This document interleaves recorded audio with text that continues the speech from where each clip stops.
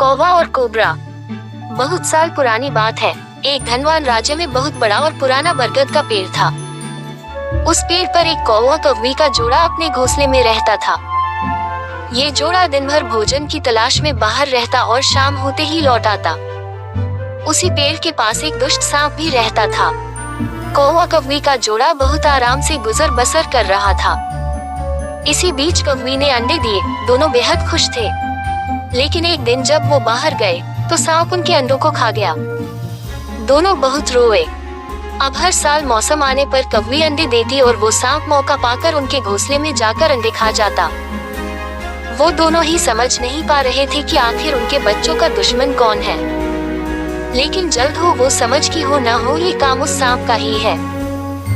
सांप तो अंडे खाकर चला गया, लेकिन कौवी के दिल पर जो बीता वो सोचा भी नहीं जा सकता था।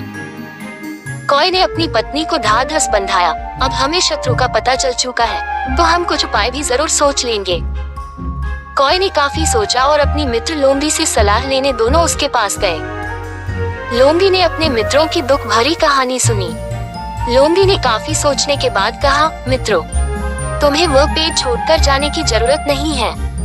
मेरे पास एक तरकीब है जिससे उस दुष्ट सब से छुटकारा पाया जा सकता है। लोमड़ी ने अपने चतुर दिमाग में आई तरकीब बताई।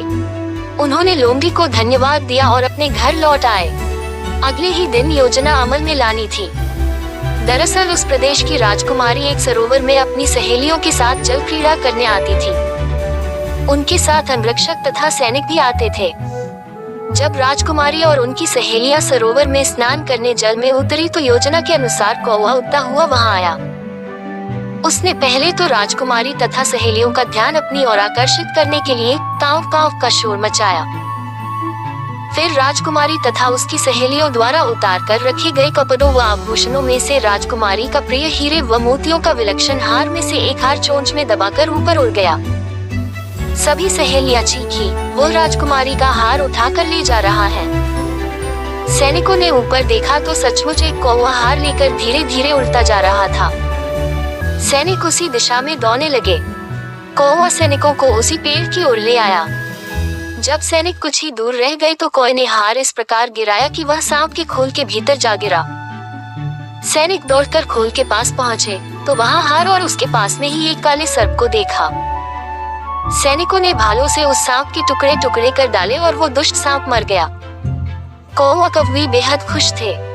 सीख: शरीर से आप भले ही कमजोर हों, लेकिन सूझबूझ का उपयोग कर हम बड़ी से बड़ी ताकत और दुश्मन को हरा सकते हैं। बुद्धि का प्रयोग करके हर संकट का हल निकाला जा सकता है।